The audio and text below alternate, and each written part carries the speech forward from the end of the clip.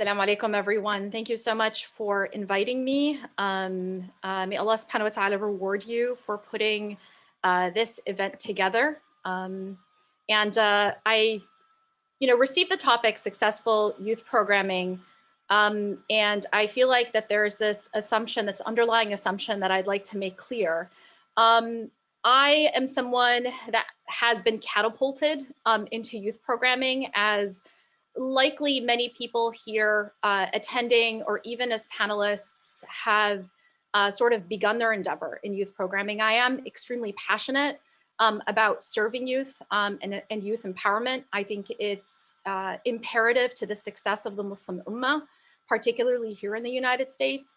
But at the same time, I feel like there's always underlying doubts that many of us have in our minds as to whether or not we are capable or we are able or if we are equipped. And so this presentation is essentially a compilation of experiences that I've had, successes that I've had, but in no way do I see myself as someone who's skilled or who has or is an expert in this field. So I just wanted to make that quick disclaimer. So successful youth programming.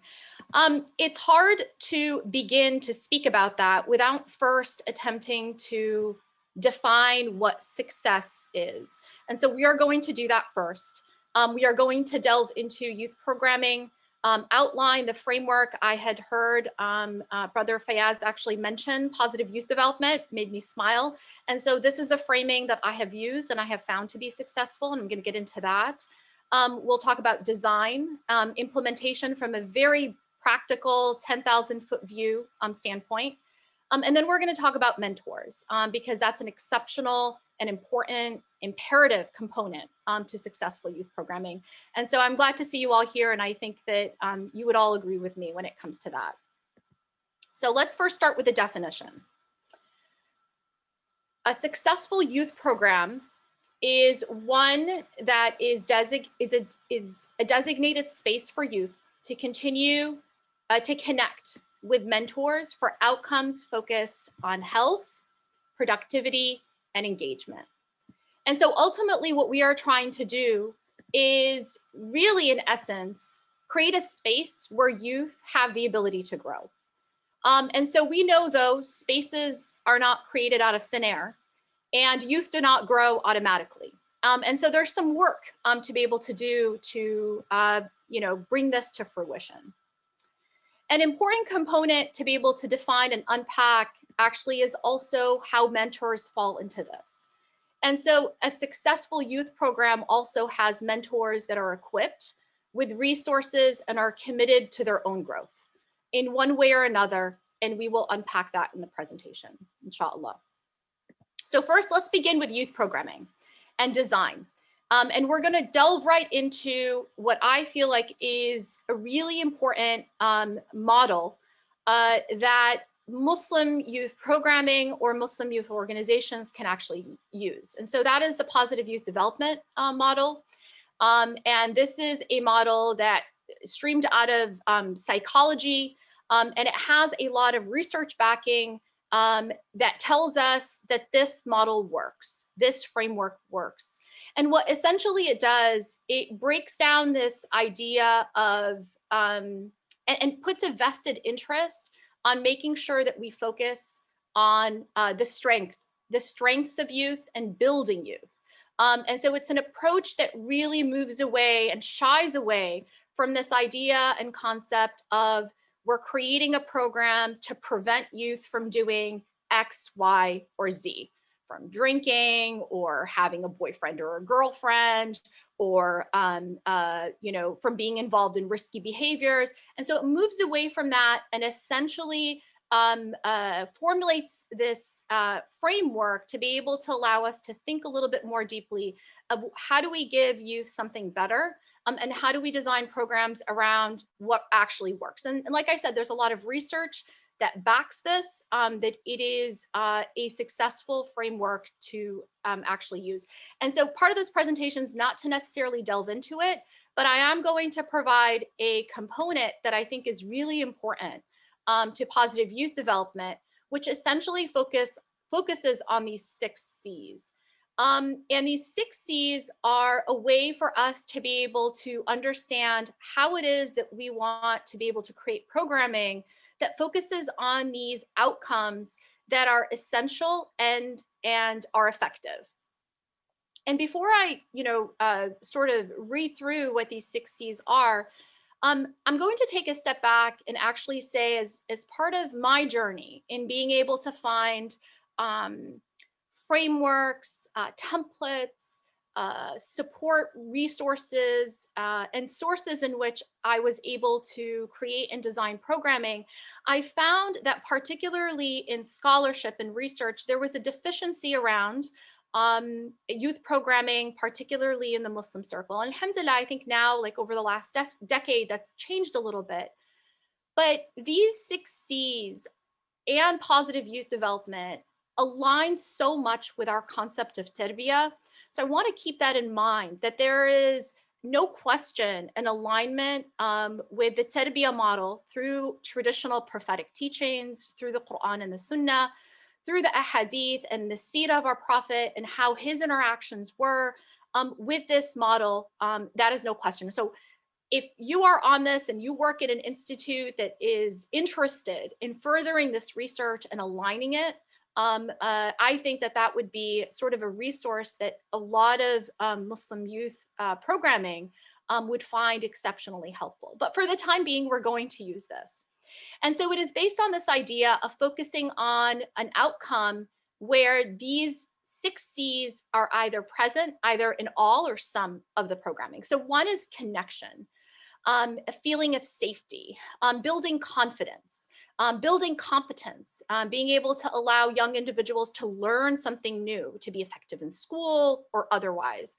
Building character. And this is in fact what we attempt to use when very often the term tarbiyah is used in our community. It is often used with this idea and concept that we want to build character in our young individuals, but nobody tells us how.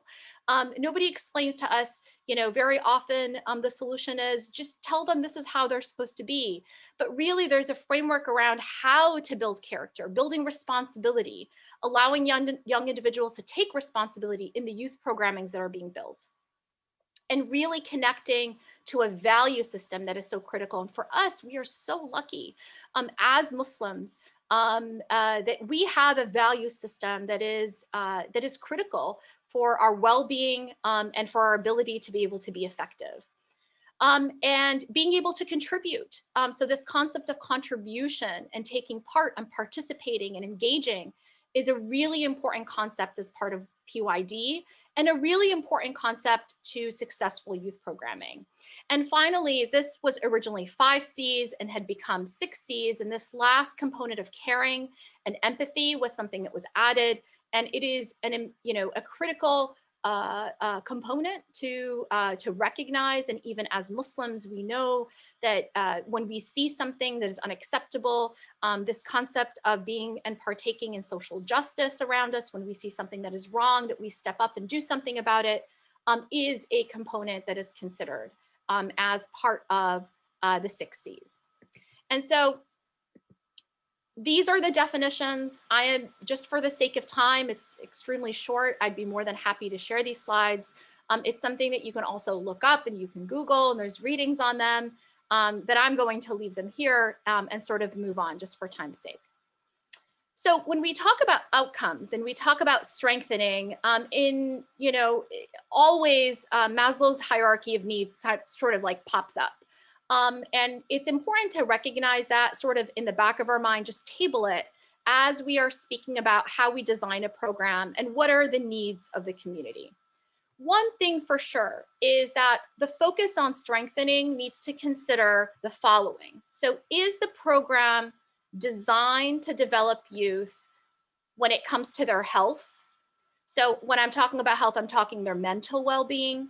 I'm speaking about their spiritual well-being and their physical well-being. And these are all components that are important to consider. And in no way when I share this do I mean that one program has to encompass all.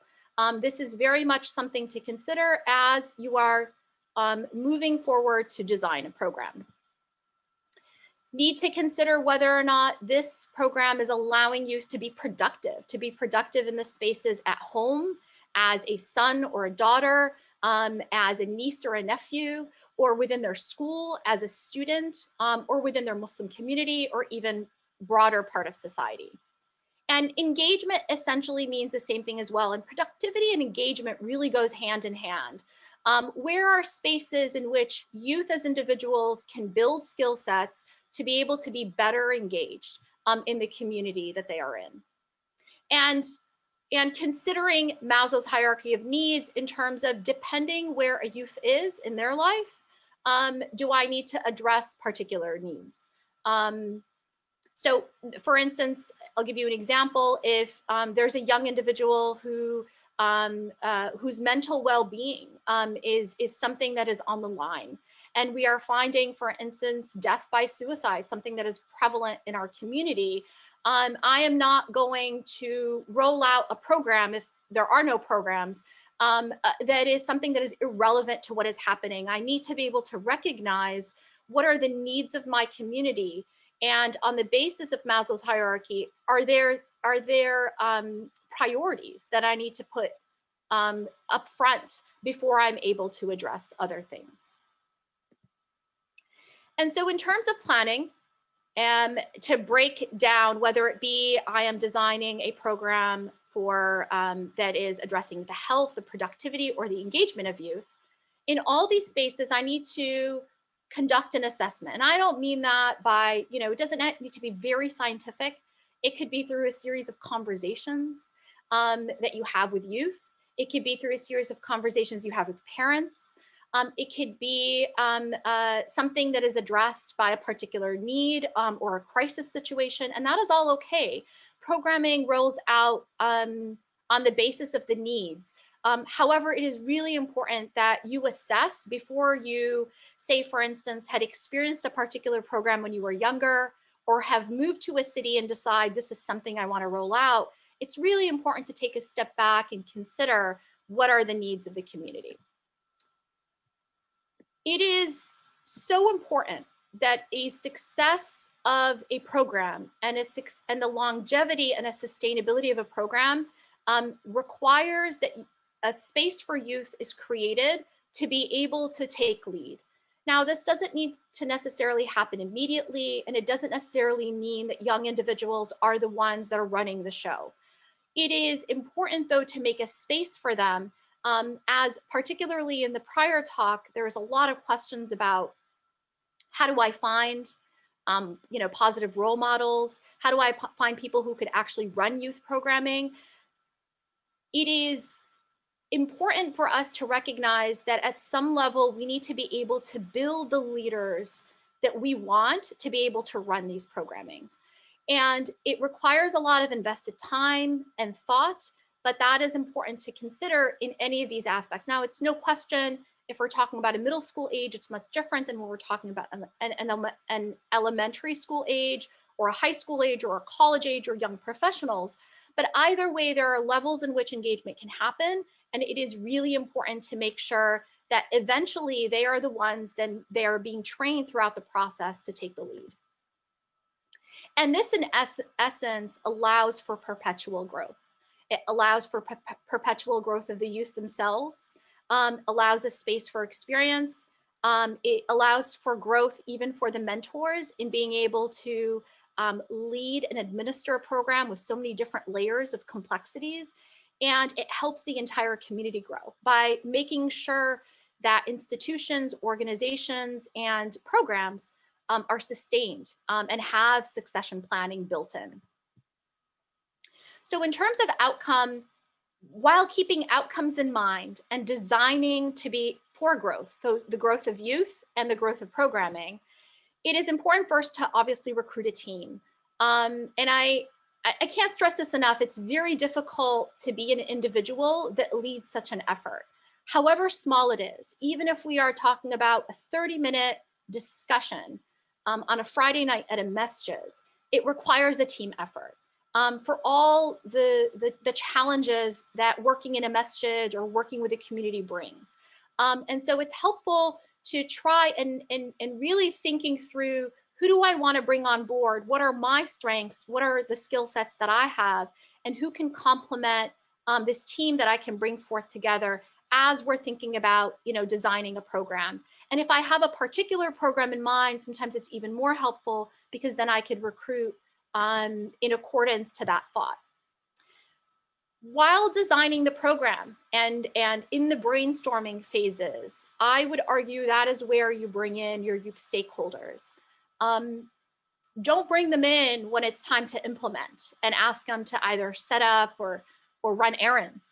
It is very important that youth at different levels, so say for instance, if we're working on a youth program for high schoolers, maybe I want to recruit a couple of high schoolers to be involved, and definitely want to make sure that college age students are part of the upbringing of their younger peers, and really include them at the table as the design of this program is coming together.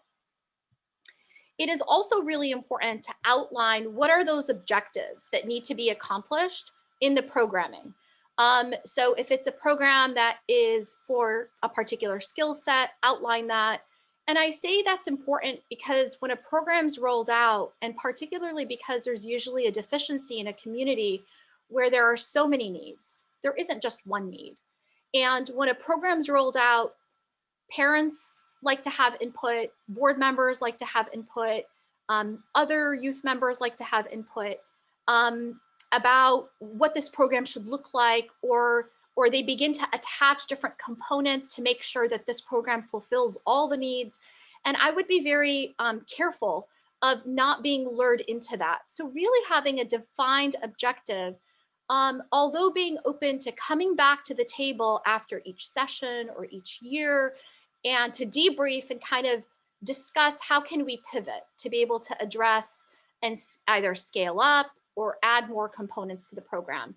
But really the success is trying to be able to meet those initial objectives. And then finally, and you never really have to work completely from scratch. We've gotten to a point where even the space and the summit allows for collaboration.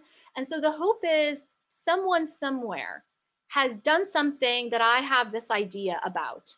And so trying to be able to seek out what already exists with the recognition that my community likely has specific needs that I need to be able to address. So also being completely flexible and including the context of your community in mind. So, you're not just using the template that you find, but using it as sort of a benchmark. If I may get a reminder for time limits, I have a tendency of, so if somebody wants to send me a message just in case, that'd be really helpful. Jazakumullah khairan. And here I'd like to stress is just begin.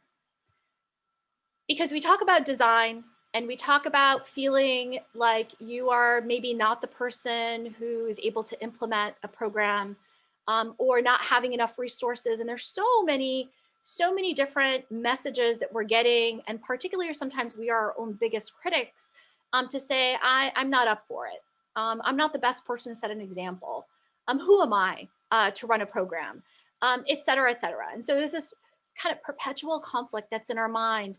And here's what I would say, and this is, again, the practical side of me speaking, is stop thinking too much about it. There's a design component, there's a planning component, but just begin. Understand that it doesn't have to be perfect. And at some level, you have to begin somewhere to be able to grow and develop a program that is robust. And it takes years and it requires constant changing. And so at some level, just cut the cord of criticism and say to yourself, let's just begin here. It's not perfect, but we have a framework to go by. And then on that basis and on that experience, we can come back and debrief and recognize where are some of the faults, what worked, what didn't work, and how we could improve. And so without further ado, we're going to head right into implementation. And so after we've designed what a program can look like and wanting to be able to implement it, a really important component is space. Because space sets the tone, and space assures that those youth that I want to be able to address or help or build or grow are ones that are able to access my effort, or else there's a fallacy in our effort to begin with. And so we have to be very cognizant of that. So we need to ask ourselves some questions. Is this the best space available? And I want us to really think about that, because very often, and I know that there are organizations here that are represented that already have their own spaces, which, all props to you. May Allah subhanahu wa ta'ala reward you. But I'm sure that's not how it began. And very often when we want to roll out a program, particularly in masajid spaces, and not to be critical of masajid, but they are difficult spaces to work into. So I'd like to recognize that. Am I given, the corner room that's never cleaned? Is this program, the only space that's for it is sometimes available, sometimes not, and I have to frantically look for a space in which I can conduct the activities? During COVID, another question to ask is, do I have, for instance, a Zoom account where people can log into? So these are all questions to be able to ask, because it definitely sets the tone. It sets the tone not just for the success of the program, but it sets the tone for the youth. It tells and sends a message to the youth: my community considers me important. I am able to use, say, for instance, the musalla space. That is the main space that is considered the holiest space in the masjid. Or I get to have a space that is the largest and, or the most beautiful space. So these all things, very small components during implementation are really important to consider, because they do set the tone. Is it accessible to youth? So if it's a computer, do all my students have the ability to access a computer?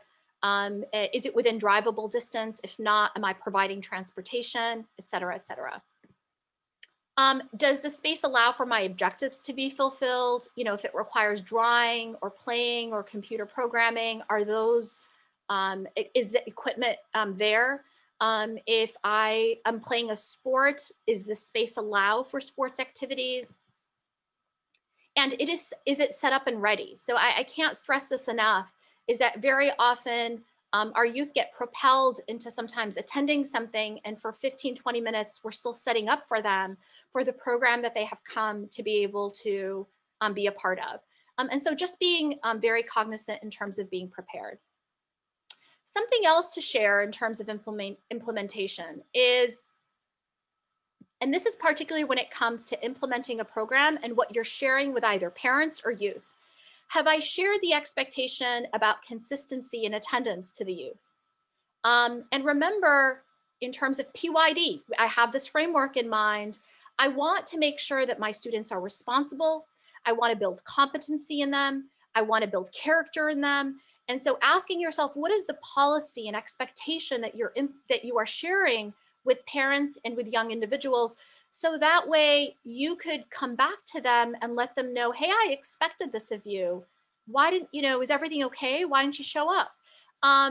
It's really important to set clear goals, because with clear goals, there's an understanding that the youth mentors or the program directors holds these young individuals to these high standards.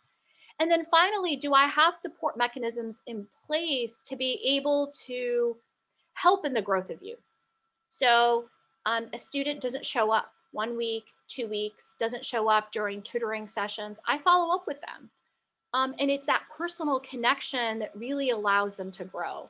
So making sure that I have enough team members or I have support mechanisms in place to be able to support any kind of youth that attends this program.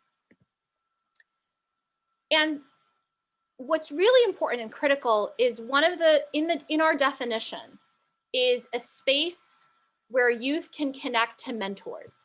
So connection is an extremely important component, and it is actually one of the 6 C's. And in Maslow's hierarchy of needs, it is one of those most imperative things to consider before I could even self-actualize. It is essentially the building blocks of effectiveness. And so I'd like to ask myself, if I am designing a tutoring program, even if it's something that's serious, if it's building competency in academics, if I am designing, say, for instance, a sports program, regardless of what I'm designing, is there downtime that's scheduled where it's not just a talk that's given, not just a halaqah. I'm not just going over tafsir. I'm not just helping with recitation of Quran. Young individuals require that downtime to make sure that the connection happens. I mean, even as adults, it's hard for us to connect until we have that conversation, until we're able to earn points with these young individuals so that way we can allow them to reach that higher standards. Does the space allow for that connection? Is it really loud? Can I have a bite to eat? You know, can I provide a snack? Does the space allow for that? Because connections happen sometimes when sharing a meal, or even just a small, you know, again, a small meal doesn't really require a small snack. In youth programming, and, you know, Brother Esad's on this call, it was always around pizza, like just pizza and ice cream. The more the food, the merrier, because that's actually where you make the connections and those social interactions. And do I personally make time for those one-on-one interactions? Or am I so focused on the policy and the planning and the workflow and my team that I'm not really able to build a connection with these youth, with the youth that are, you know, in this program? And I would make sure that that is something that you intentionally include. And something that has been really successful with my experience is that for very often and for too long, I think, I was personally focused on what did the youth need? What did the youth want? This was the reality they were living in, without recognizing that parents need to have a say. Now, what I mean by that is looping them in to better understand what is the context that this young individual is having at home in their home environment? And can I take that into consideration when I'm interacting with this young individual? You know, maybe as much as young youth come and complain about their parents, and although very often my experiences are not the youth being the problem, but the parents and the adults being the problem, it is important, though, to not always assume that's the case. Parents, at the end of the day, and I have to generalize here, want the best for their children. They might not be equipped with the best way, they might not be equipped with the best resources, but definitely taking into consideration, you know, that context and that frame of mind as I connect with these individual students. So back to the definition. We've covered what it means to have a space, what it means to connect, and the outcomes that we have to keep in mind when we design and we implement programming that make sure that we focus on health, productivity, and engagement.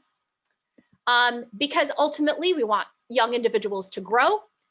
But what we want to focus on next is really where mentors fall in here, because a successful program is not without a mentor that's equipped with resources and is really committed to their own growth. And I commend you all for being here because you are committed to your own growth. And, you know, we're going to unpack what this all means. So delving into mentors. As a mentor, everyone has expectations of you. The Masjid board has expectations of where they would like your work to be fulfilled. Youth have an expectation of where they would like you to fulfill their needs and their wants in the community. Parents have an expectation of you. You have an expectation of yourself in terms of what's your envisionment, where you want to see the community to be 5 years from now, 10 years from now. And so I think it's really important to kind of recognize that as a person, you are pulled in many different directions. And so it's really important to be able to make an attempt to be as focused as possible, to collaborate and connect with other individuals that are sort of in your same shoes, which is why we're here, and just keeping that in mind. And it's very taxing and exhausting, and I'm glad there's going to be a talk later on in the day to address this very thing. But in terms of resources, know that it's not just on your shoulders. Even if you are hired as somebody who is full-time, you know, as a youth director, even if you run an organization, it's not just on you. You need to seek help. You need to seek help from your team. But first and more foremost, first try to assess what are the community resources that are available. It could be, what does my budget look like? Are there other community members that have the same passions that I do around serving youth? Are there parents that have reached out to me? Maybe they might not be the greatest to be engaging with youth, but maybe they could help run those errands that I might not have time for. So kind of recognizing and assessing where are the resources that are available. Find a partner in crime. And I mean the good kind of crime here. It is very hard and very taxing to lead a program on your own. Find those individuals that have the same envisionment and view. And even if you don't find them, find someone that you're able to lean on in the process of running programming. Because as an individual that's heading a program, your responsibility is the youth, your responsibility is the program, but your responsibility at some level is also managing the context around you, managing the board, managing the parents, managing the environment that you have no control of. And so it's really important that you have someone to be able to lean on. Reach out to parents and community, hold them accountable.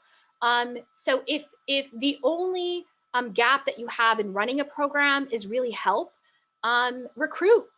Find individuals, create a sign up, and let people know if I don't get enough signups, this program can't happen. So sometimes holding the community accountable to their expectations actually as important as running a program yourself. It shouldn't all be on your shoulders. And then use the resources that do become available. So that could be money, that could be opportunities for training, for workshops, for your own growth. Because you cannot give unless you are growing yourself. And we're going to cover that in a little bit. Your personal growth is so important to have the ability to be able to grow youth. And we're going to start with competency and skills. So being able to understand how to work with young individuals might require attending a workshop, how to communicate with youth. There's so many available resources out there, and I will share them towards the end. But be a part of improving on yourself. I cannot stress enough that we live in an age where resources are at our fingertips. And when I was catapulted into youth programming, I felt very much not equipped. But not because resources were not available, it's just I didn't know where to look.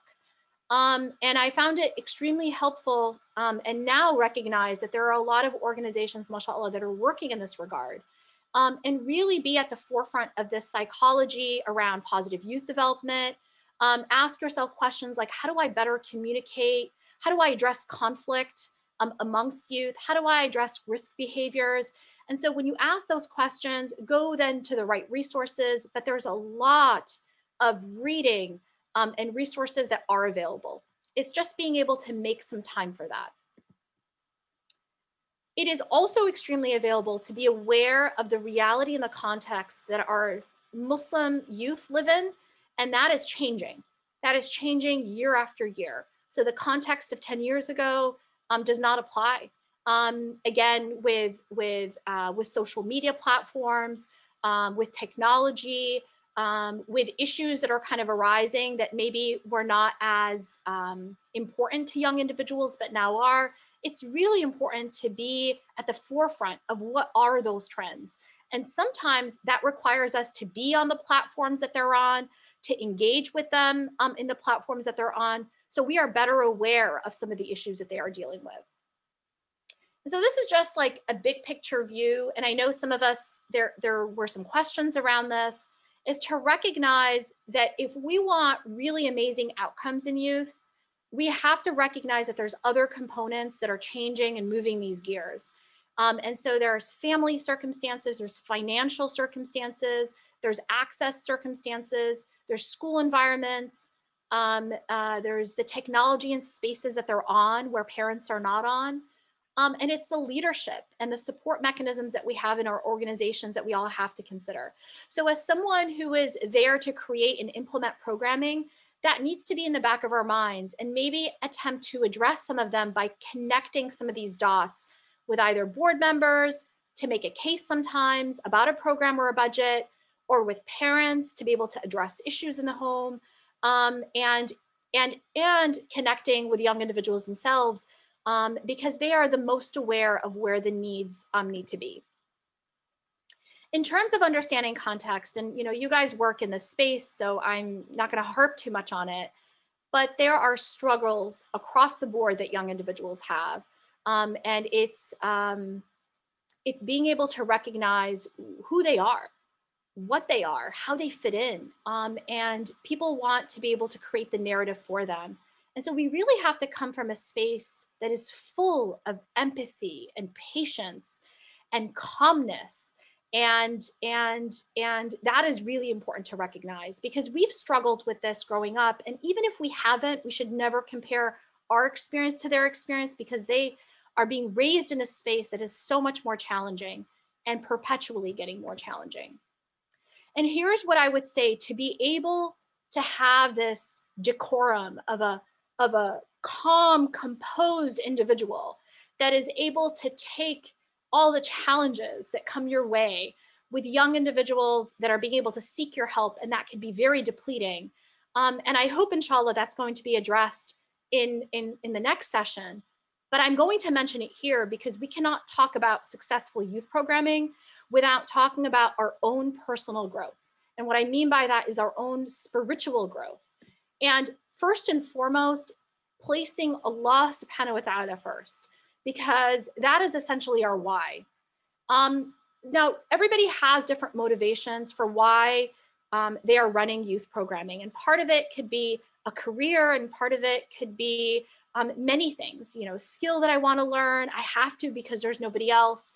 But in all essence, it is of the utmost importance to renew our intentions continuously and say that all my interactions are one only for the sake of Allah. That's one. But when I center everything around Allah, I'm also telling myself that in the midst of chaos and crazy, that I also, in my own time, need to make sure that I'm placing a priority on my own spiritual relationship with Allah subhanahu wa ta'ala.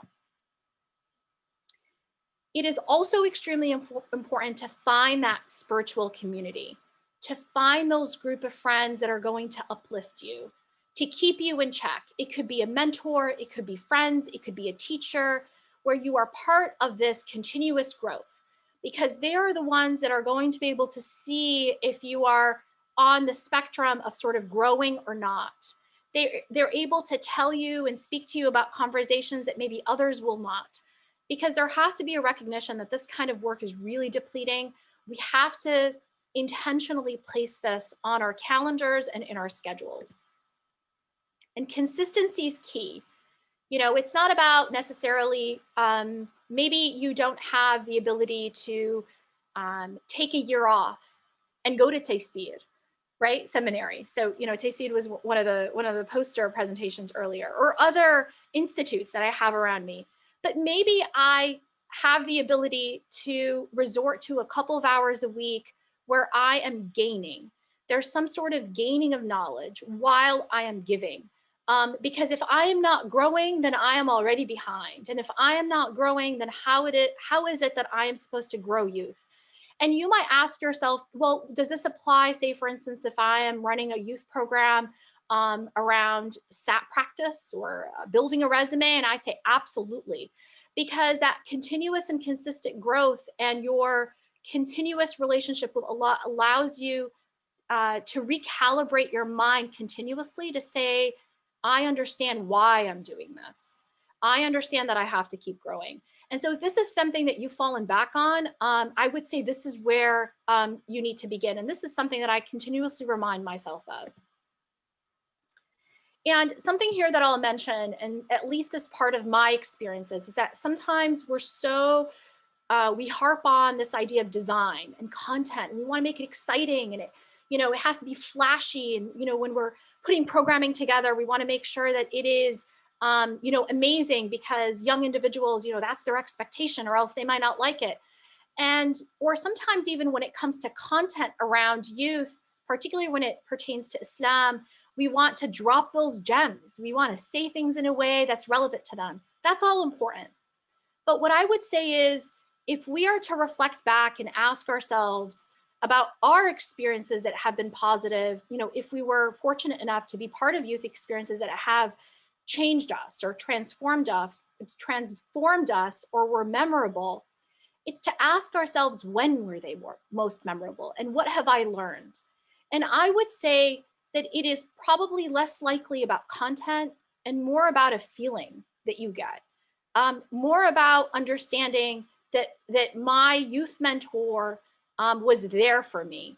It's more about looking at my youth mentor and seeing them as being something that I would like to attain. And it's our interactions with other adults, with our family members, with even youth, where youth are understanding what Islam means, understanding what are priorities with regards to Islam. So it includes how I'm dressed. It includes how I carry myself. It includes my social media platforms, because they were more than likely follow me. Am I who I am in all spaces that they encounter? And so that is really important to recognize. So your personal growth is very much tied to the success of your program, because what you say oftentimes means so much less than actually who you are as a person. And I would also say here, don't let this be a litmus test for your throwing yourself in and just beginning, because sometimes Allah subhanahu wa ta'ala wants us to be in a position where we recognize that others are looking up to us so we can continuously improve on ourselves. And so here's a video, and I'm looking at the time and I think I'm running out of time. So I'm not going to play this, but if you guys can Google it, one of my go-to organizations is the Family and Youth Institute. And so they have this video, looks like it's not even playing, tips for more effective youth programming. I use some of their material too as well to be able to put this presentation together. And so please, go ahead and see that. Here's a list of resources that are my go-to. There's a lot more, but if you go to any of these, I'm sure you are here as leaders within your own right in youth programming. So these are probably spaces that you already use information from, but these are ones that have worked for me. So without further ado, I'm going to go ahead and take questions. I'm opening that up, so give me just 1 minute.